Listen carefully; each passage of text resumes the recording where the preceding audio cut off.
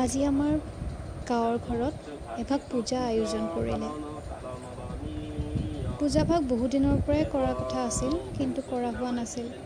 সেইবাবে আজি আয়োজন কৰি পূজাভাগ পাতিলে।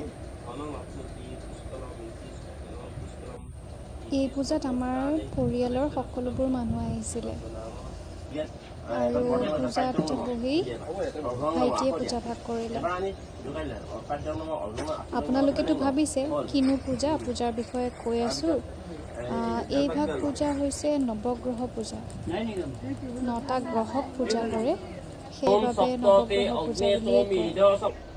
ज्येष्ठराजं ब्रह्मणां ब्रह्मणस्पद आनशृण्वन्नोतिभिश्रीदसादनम् अस्मिन् हरिद्राबिम्बे महागणपतिं ध्यायामि आवाहयामि आसनं समर्पयामि अर्घ्यं समर्पयामि आद्यं समर्पयामि आचमनीयं समर्पयामि स्नानं समर्पयामि वस्त्रं समर्पयामि आभरणानि समर्पयामि गन्धान् धारयामि पुष्पाणि समर्पयामि पुष्पैः पूजयामि।